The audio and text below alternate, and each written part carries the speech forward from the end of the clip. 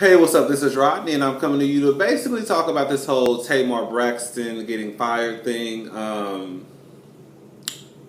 So Tamar Braxton, she's part of the Braxton family values. That was when we were first really introduced to her. Even though I was introduced to her like in 1999 when I bought her very first album from Walmart for $4.99. I actually like that album better than Love and War. I don't like it better than Calling All Lovers because Calling All Lovers is actually a great ass album.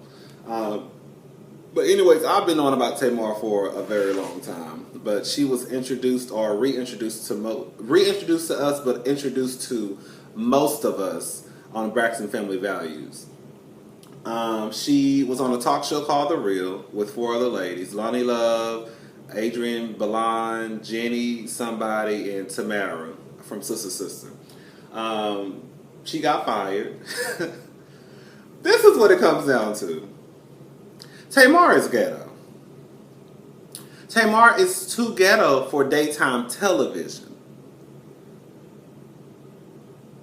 Tamar needs to be on VH1, BET, Centrix.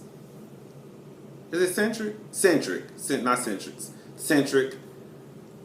But Tamar is too loud and in your face for daytime television. Now, yes, the producers probably knew what they were getting themselves into when they first hired Tamar. But from what I understand, they did some focus groups, and she basically didn't sit well with the focus groups. And on top of that, the motherfuckers who were really shelling out that coin, the advertisers, were like, you know what? Basically, this bitch is not TV friendly. She's not daytime television friendly. Every time I turned on The Real, this is what Tamar be. I've watched The Real probably like 5 times. But every time, no lie, I turned it on The Real. This is Tamar. Yes, you better get your life. Sit down. Have several seats, honey. Lies. Lies you tell. Lies you tell. And I used to be like, why is this bitch acting like this on daytime television? I feel like when you're going to do something like that, they should put you through some type of media class as far as like how to speak, how to act. Of course, still being yourself, but basically, like my sister says, whenever you go to an interview, you need to make sure you use your ERs and your INGs at the end of every word. And I just feel like Tamar came into The Real like full blast. If you compare, Wendy Williams. People who follow Wendy Williams' career know that Wendy Williams used to be a fucking beast on radio. Didn't give a fuck. 0 fucks were given from Wendy Williams. When Wendy Williams first got on television, I didn't like that Wendy Williams. I thought she was soft. I was like, I'm not watching this shit. But I would still watch it because some parts were funny to me. But it was the complete opposite of radio Wendy. More and more until, when she got seasons renewed, she started to basically come back to the old Wendy that we knew, that some of us knew and some of us grew to love. Now Wendy's motto of her show is hashtag say it like you mean it.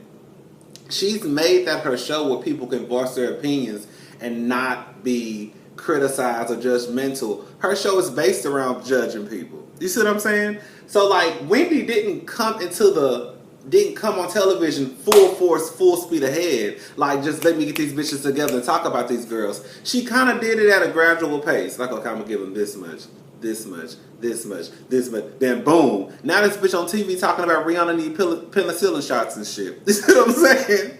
Like, I feel like if Tamar would have done that, then I think she would still have a job. But because she came out of the gate with this yes and lies you tell and have several seats, honey, it was just like, it's just too much. Like, girl, that is really too much for daytime television. When Tamar was on Tiny's show, I think it was VH1, when Tiny had that little talk show on VH1, I hate to say it, but that's more Tamar's speed.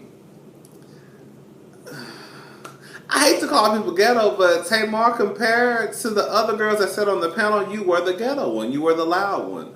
You were the over the top one. It just, that's the real reason that Tamar lost that job. Tamar lost that job because those white people started talking about, girl, she too hood. The advertisers don't want to pay for this hood shit. So, girl, we're going to have to let her go. And that's what it comes down to. Now, granted, again, these people knew what they were getting into when they first brought Tamar on, but at the end of the day, I don't think that they probably thought that she was going to be a hit with the black people. Girl, and some black people they are, but you have to realize, a lot of people that watch The Real, I understand we have DVR now and you can record things, but a lot of people that watch The Real comes on, I think, like at 11 o'clock, I think. Girl, these are probably housewives or people who don't have jobs or people who, you know, work in a job where, like retail or something. So when you have these housewives, you know, watching daytime television and the first thing they see at 11 o'clock in the morning is, yes, honey, get your life. It's just kind of like, girl, you need to bring it back. It's kind of, even if you look at Steve Harvey, you can tell Steve Harvey just from the way that he speaks, he went through some type of speaking class, because Steve Harvey, you've seen him be on stage and even do interviews. It was not the same when he first got his television show.